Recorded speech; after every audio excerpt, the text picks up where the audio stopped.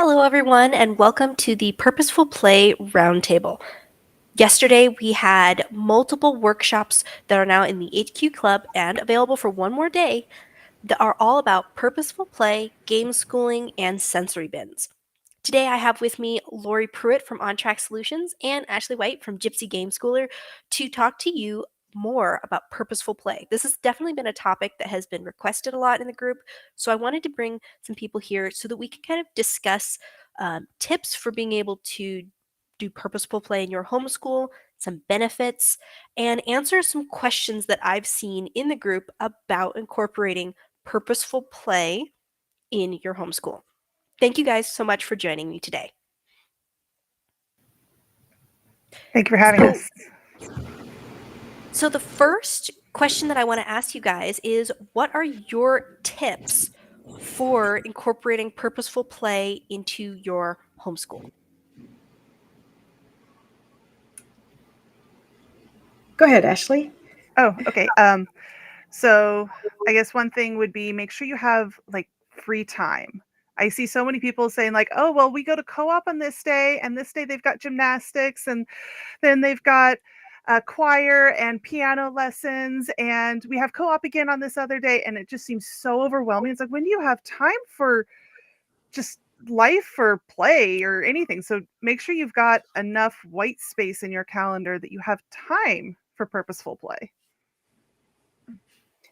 And I totally agree with that the whole idea of play and productive play, it can be structured, but it needs to have that flexibility. It needs to have the spontaneity to it, to have that feel of play, but you can set it up to be productive. But I think that all play is productive because all play has a purpose. And it just thrills my heart to think that people are asking for this, because I think, especially in homeschool, sometimes if you have older children, that whole play and preschool time, kindergarten time, that they might be in another setting when they're at home, it's easy for them to get lost in the shuffle of things and not realize how important their play is. Or on the opposite side,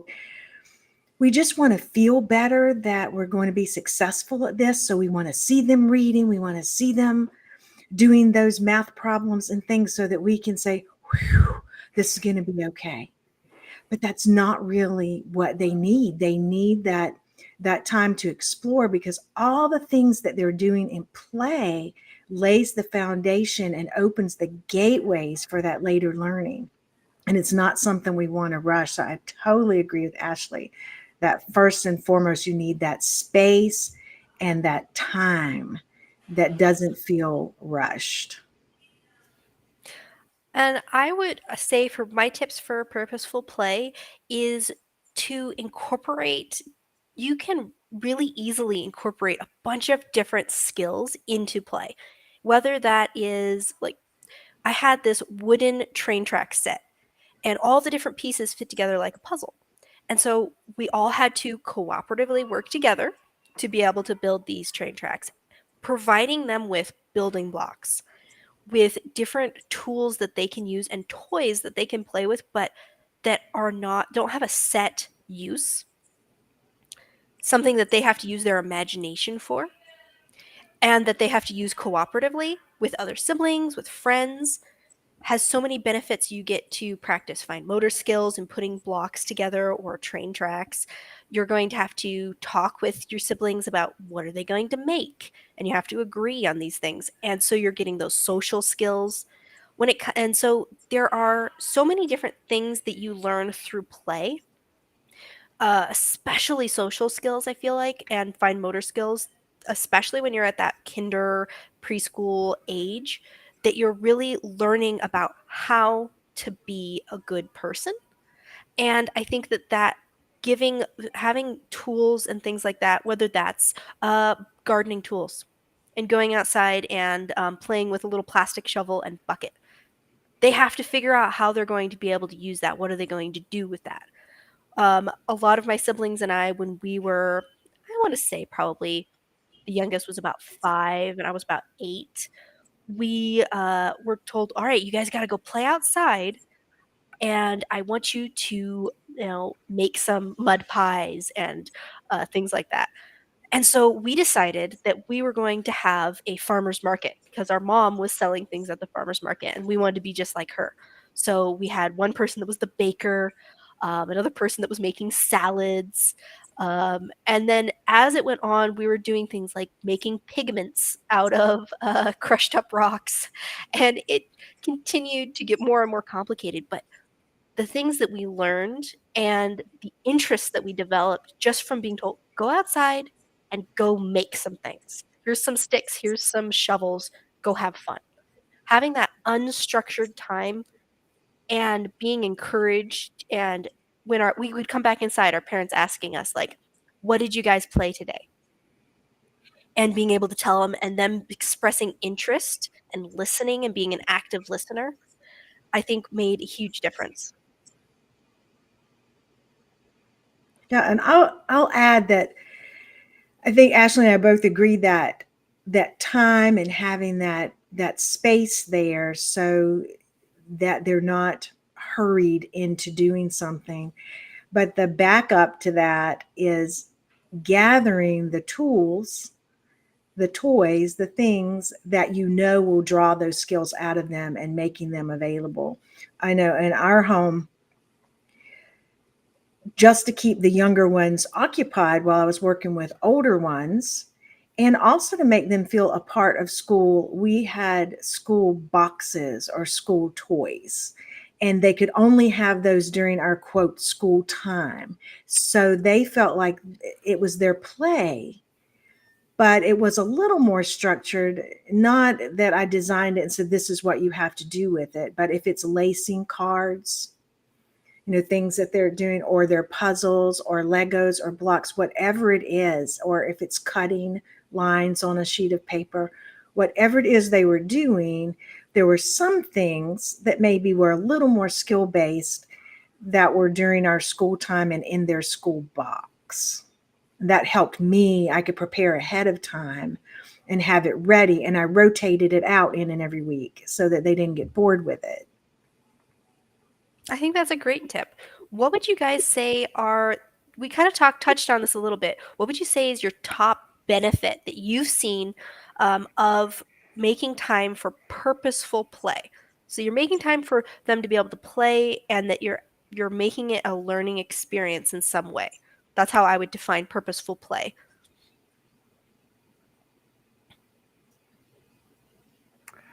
I struggle with this one because my family does a lot more just free play. I just tell my kids, go outside. I don't Yeah. say make this or anything like that. I just go outside. I have work to do. Go. And they go and entertain themselves. So I'm like, okay, purposeful. Let's see here. I feel like some of the benefits are, you develop these different skills, like splitting up a cookie 5 ways. When you have 4 other siblings and you have 1 cookie, you learn how to divide by 5. Those are things that you learn naturally as a part, or you having that. There is a benefit to having less structure, but focusing on things like I said, my parents would send us outside, but then they'd be like, okay, what did you learn? It was like, oh, well, found this new kind of plant and it smells this way, right? Or I found out how to be able that if I crushed up the bark of this tree, it was this color. And they were like, okay, let's learn about that tree.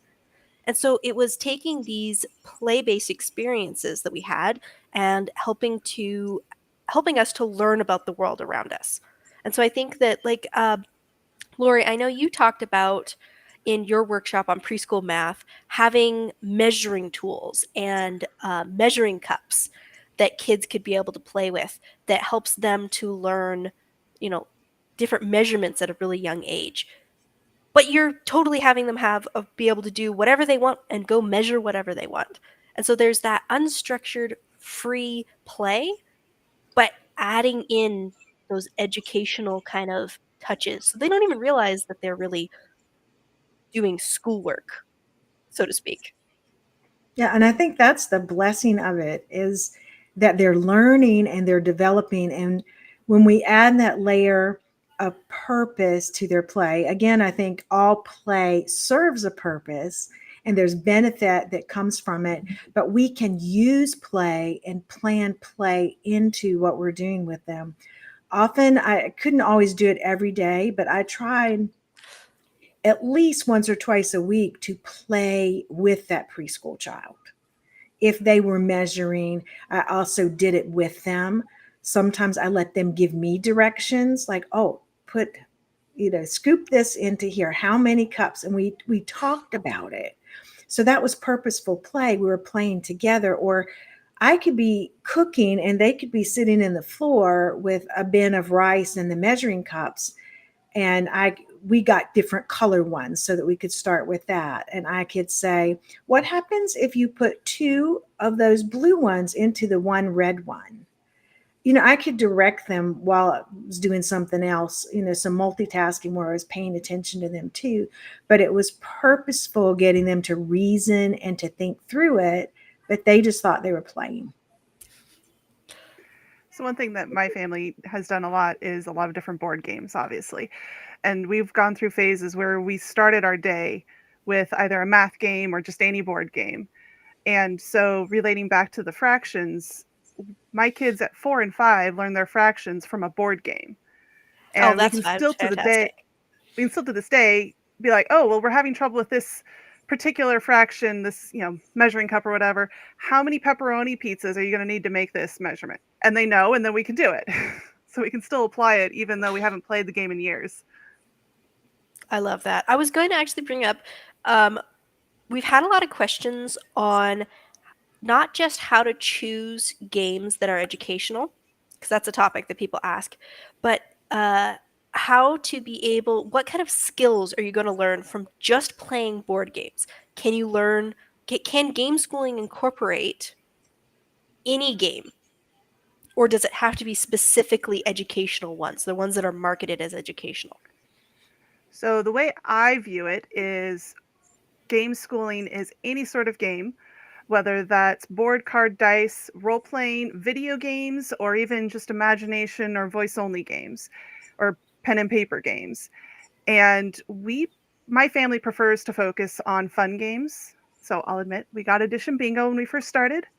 And spoiler, it's not fun. We didn't play it much. So we got rid of it pretty quick. But those fun games that you choose for interest and fun, I mean, at the very least, they're going to have math in the scorekeeping. But more likely, there's all sorts of other academic skills that they're learning, whether it's reading the instructions and having to figure those out. I'll often be like, okay, I forget how many cards we have to deal out here. Here, son, read the instructions and tell me how many cards to deal out. It takes them forever, but it's a skill. And then there's a lot of soft skills that you learn that I think are actually more important. Those social skills. My son is 10, and we are still working on, oh, well, things didn't go your way this time. Maybe they will next time. And it's just this constant work. But by playing, any sort of games or any sort of play, really, you can work on those more frequently. Oh, I totally agree. Learning cooperative skills, but also learning how to be competitive but, be a good winner, be gracious when you win, but also be kind when you lose, and to celebrate somebody else's win. That is something you have to learn as a kid. It's not something that comes just right out of the box. And so I think that. Oh, sorry. Yeah, go ahead. No, I was going to add a couple of things layered in on that. Is number one, when we engage that part of the brain, there's some fancy words for it, but when we engage that part of the brain that brings that emotion to the surface and we're moving, we're active like that, there's statistics, and I'm not going to quote them because I can't remember exactly, but I just know that the difference between just memorizing something and learning something, the retention rate goes up exponentially when we engage that part of our brain that is having fun and moving. So that makes games invaluable and play invaluable. I work with a lot of struggling students, challenged students, neurodiverse students who need to learn in a different way. And the more that we can use that limbic system, it's called, and engage that, the better that they remember. And another layer on the soft skills that we're learning is sometimes I talk to families, and we had days like this too. Is they're like, we're not going to try to, well, when we try to play a game, it's a disaster. Everybody ends up crying. They're at each other's throats. It just didn't go well. So it's different for different families. Some families just naturally love to play games, and other families really struggle. But rather than saying, let's not play any games, which breaks my heart to think about it, but it happens. I talk to people all the time. Instead of hesitating to play the game, it's you might need to have a time of pre-learning before you play the game. Like maybe some examples are maybe a child who's struggling with the game, you play one-on-one with them and you're teaching them the rules of the game so that they know and understand, and they don't have to struggle in front of other siblings who may or may not choose to be kind about their learning curve. Another thing to do is buddy up. And if you have two siblings who get along well, they can partner and be on teams. That way, the younger one is being apprenticed, in a word, to be able to play the game better. And the other thing is those interpersonal skills that may have to be done one-on-one with the children. And if one person is not as gracious about winning or losing, then that gives you an opportunity to really minister to that heart. And if someone else is critical, tends to be critical, you're really going to see those things, the best reactions of your children and the worst reactions of your children. And it's not the time to say, well, we're not going to play the games because this is just too much trouble. No, it's a window into the heart and soul of where you can reach out and work with that child one-on-one on those areas where they are struggling. So I hope that helps someone to just, you might have to divide the two and not wait until you play the game to deal with all those things, but deal with them proactively so the game's a celebration of that progress. Oh, I love that. That I think really I really can relate because I had so many siblings that were at different ages. And so we would buddy, depending on the complexity of the game, we'd either play cooperatively instead of competitively. We buddy up. And being able to, or even when there was a sibling I had that didn't know how to play checkers, but they wanted to be able to win and they wanted to learn it. And so I actually played one-on-one with them and taught them all the different rules and helped them so that they could be able to win against a sibling who I had also taught how to play checkers. um, but it was a really great bonding experience. And I think what we're talking about here is the benefit that homeschool brings is that we're able to not just work with kids academically, but through purposeful play, we're able to help them develop their character. And I think that that's what you're talking about is you're really able to see the areas and places where they need character development. And games can be a way of being able to address some of these things, like maybe sharing is something that they're having a hard time with. So you do a game that's cooperative that you have to share so that you're able to practice because there's some skills that are going to need more practice over a longer period of time. Whether that's learning that the rules don't, like playing cooperatively in a competitive game. When I was younger, I'm the oldest, so I was the rule follower. I wanted all the rules to be followed exactly. And then there was times where they were like, no, let's play this differently so that everybody gets to participate and have fun, and there's not one winner. And that taught me to be willing to compromise and to focus on other people having fun not just winning. And so there's so many different skills that you can learn, not just from board games, but through, free play. And I remember my parents, one of the things they did, I'm a homeschool graduate, so I speak from a perspective of being a homeschooled. But one of the things that they did that I really respected later and as when I graduated is they would never get involved in any of our pretend imaginary play arguments.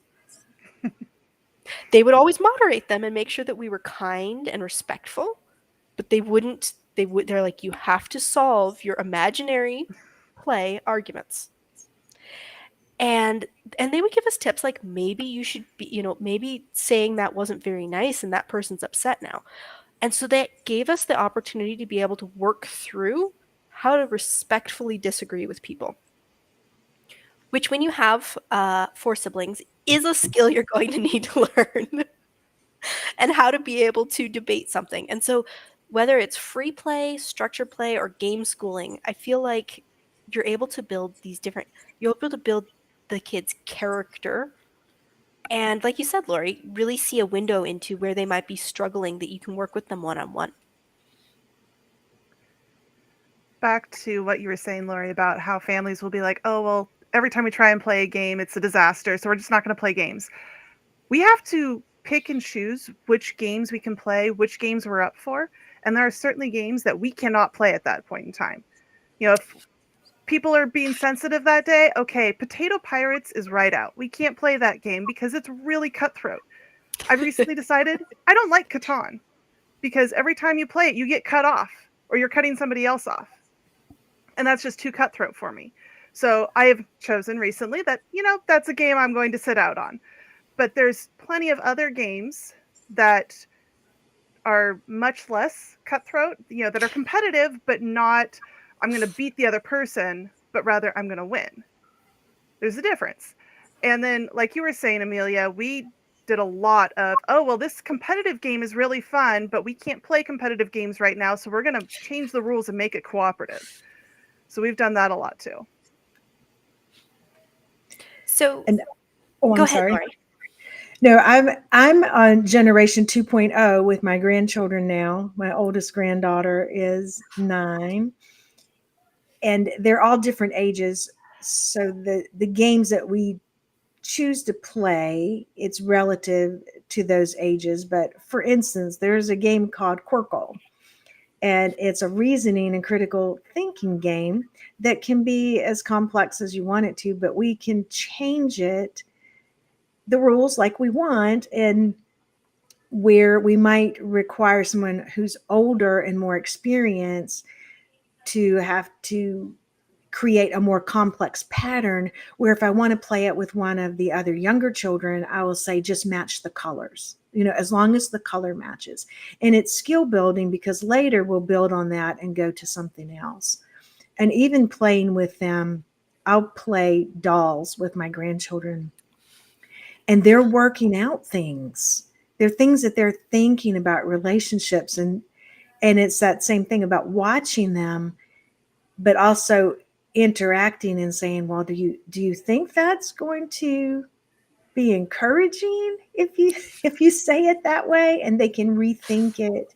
And you don't want to overdo, but you have to be aware. It helps to be aware of how they are developing socially. When they're very young, they're just copying. They're copying you, they're copying what they've heard and trying it out for themselves.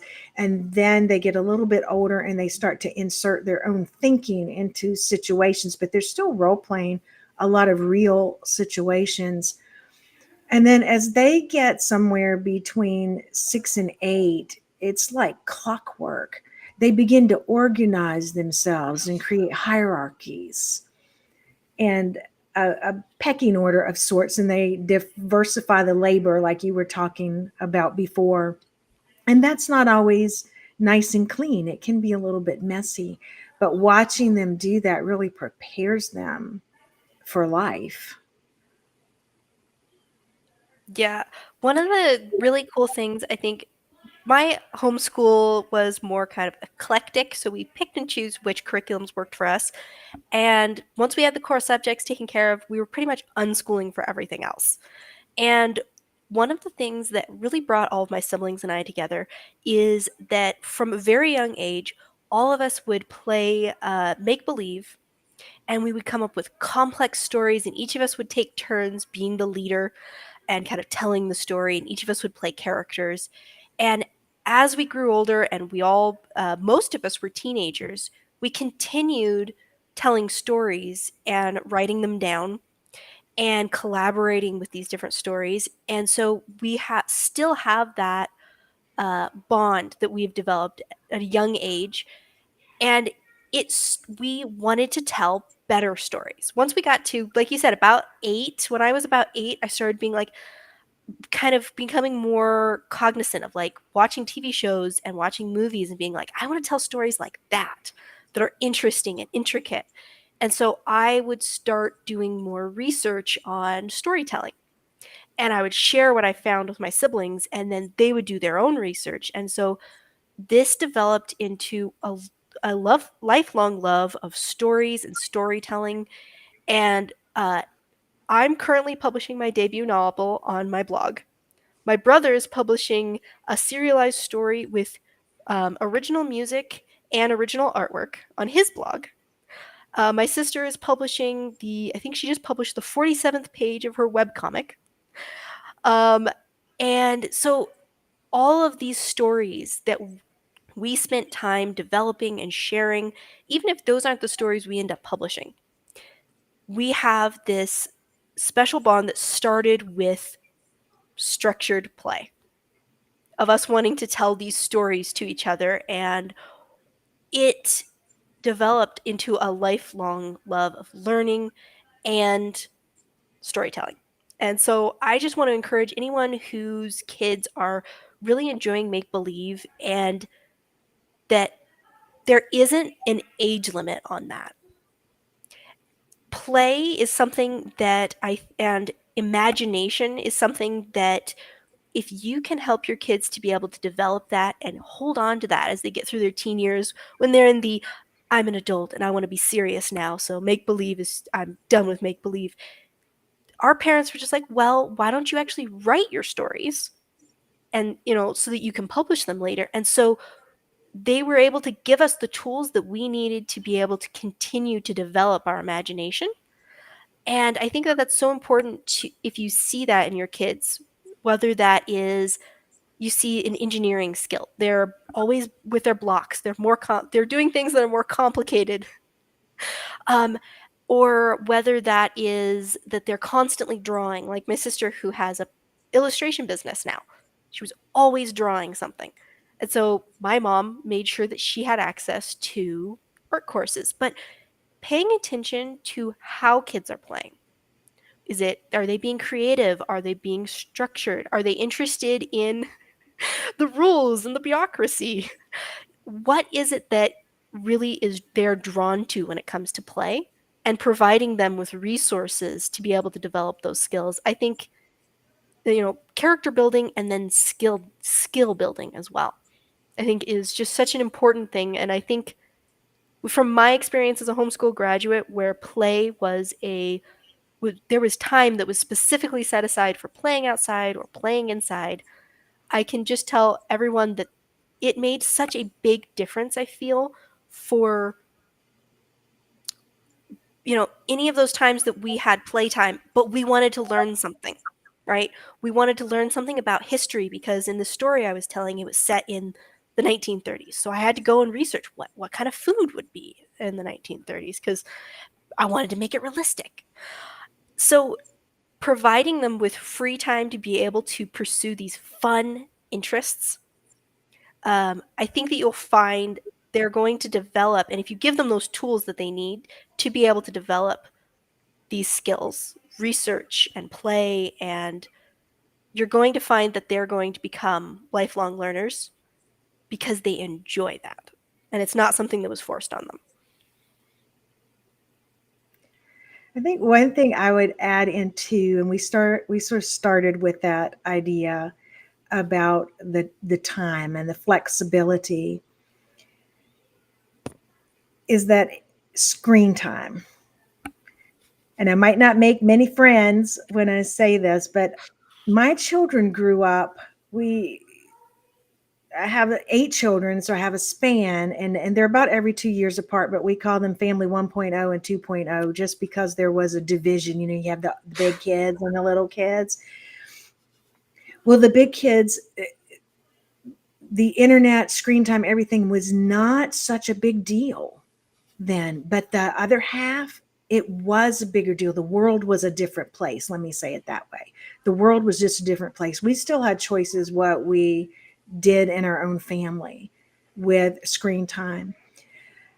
But I found that once there was more available screen time, and there's games and things that you can do there, and that can even be cooperative, but there also needs to be a time in the day where you have to work harder to make sure that your children are bored enough to play creatively, where there's a time where you can't, during our chunk of time, if they were bored and saying, I'm bored, they didn't say it very often because I said, oh, well, that's good news. If you're bored, I have some things you can do because it would break my heart if you were bored.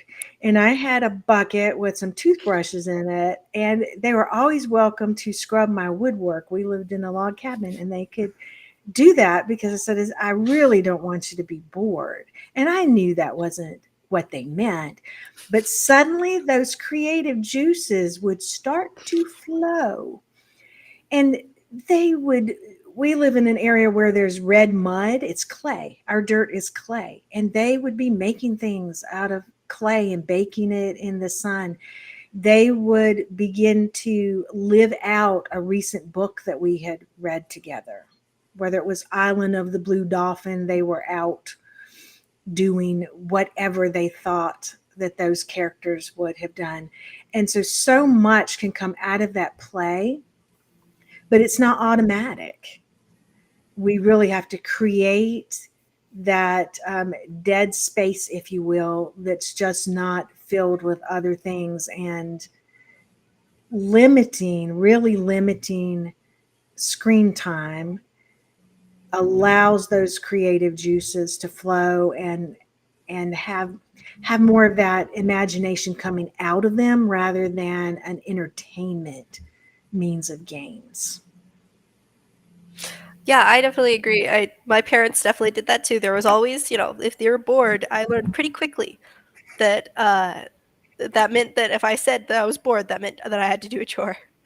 And so very quickly, I remember when my younger brother was like, "I'm bored." I'm like, "Shh, shh, shh, shh, it's okay. I have ideas.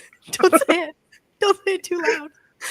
Uh, and so I totally agree with that. I think that there's an importance of, depending on what works for your family. With me and I think my, you know, my sister and my brother, we didn't have that much screen time. We didn't have cable TV. Um, we had, the Netflix that we had, you had to get in the mail. um, so there was more dead space. And for my younger siblings, I feel like there was more screen time was just more available. There was more things that you could do that were, entertaining online.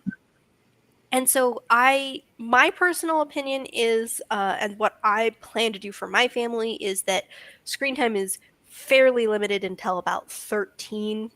I would say, um, you know, watching cartoons, having some time set aside for that as a reward for doing chores, maybe. But you have to figure out what works for your family, and whether or not you work from home or, uh, you know. But I do agree that having time for kids to be bored and for them to have to figure out what to do is so important. Um, but like I said, providing them with the tools, blocks, Legos, dress up clothes, having these different things available for them to be able to play with, that are real in the real world, that are concrete, that they can be able to do, whether that's clay, or whether that is Lego blocks. I totally agree with you on that. My family is on the opposite side. My husband is a big video gamer, and my kids both love video games. We actually, funnily enough, we're living in a school bus right now, and we are usually off grid. So we have solar panels and good batteries, but we're always like, oh, sorry, we don't have enough battery power to run the PC right now. But they do also have tablets. I will sometimes, I'm like, okay, you've been on your tablet a lot today or the last several days. It's going to go live in my room for a while. You have to go outside and play, especially when the weather's good. But there's also times when my son gets on my husband's PC and plays some of these video games where he is doing all sorts of cool stuff, half of which I don't even understand. But, there are some really, really, really cool video games out there that are educational. Games that come to mind are Kerbal Space Program, which actually teaches like orbital dynamics. And what was the other one? Assassin's Creed has a lot of historical elements.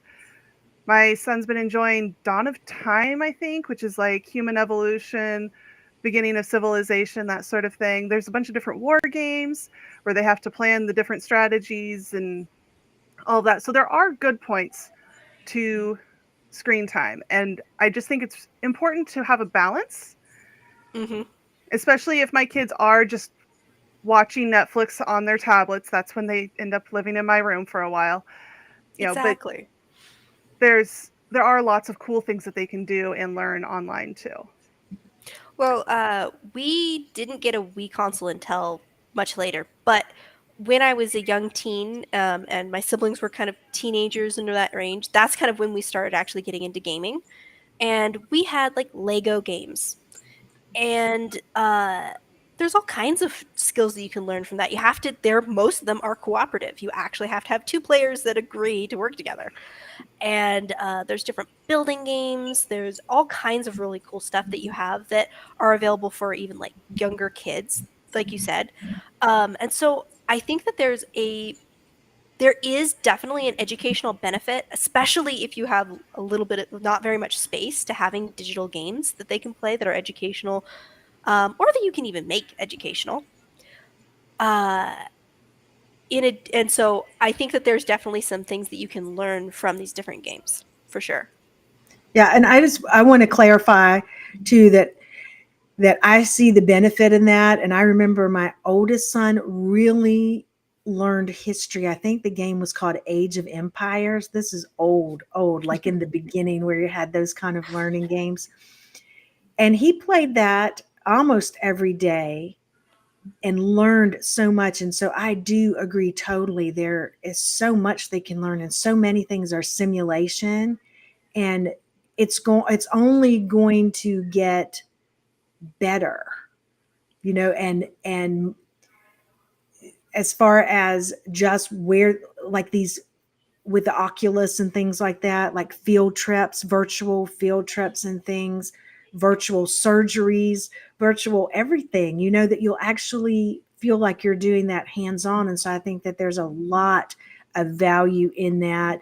And I just wanted to couch what I was saying is that also providing a time during the day where that's not an option, so that they are compelled to do something else, even if that's a reward for after that quiet time, that quieter play. And they'll maybe give themselves over to it knowing something good is coming on the other end. Well, do you guys have anything else that you would like to add to people who are curious about adding more play to their homeschool? I would say just do it. Even if it's just with a deck of cards or just telling stories like you did, Amelia, just however you need to do it, just do it. And it doesn't matter how old your kids are, everybody can benefit from more play. I And I'll totally agree. add to that and say, especially if your child gets into a sticky place, like maybe multiplication tables or spelling or reading, some of the best remediation for that is playing games where it's fun. They can make a mistake, but it's all in play. And again, it's going to increase their capacity to remember that and to learn that and be able to use that. And last of all is listen, just listen for your opportunity to be invited into their play, because sometimes you don't even know what you might miss if you're too busy doing so many other things. But if a child invites you into their world of imagination, take a minute to join them there. So I remember one story that sticks with me. I have a blog post about it where my little granddaughter decided that my husband and I were sea turtles. And she fed us and she took care of us. She was 2 years old. And so for that 10 minutes, that's all it took. For that 10 minutes, we were sea turtles. And she was taking care of us and changed her little world. And it changed ours too, because we were invited into that moment with her. So don't be too busy to miss those opportunities. Thank you guys so much for joining us. If you guys are curious to learn more about game schooling, you should definitely check out Gypsy Gameschooler, the blog that Ashley Wright shares. She also has a YouTube channel where she reviews board games. And Lori, she has everything you need for optimizing your homeschool on track solutions. So definitely go and check out their blogs and websites if you guys want more information about how they can help Thanks you with homeschooling. Thank you so much for joining us, you guys. Thank you, Amelia.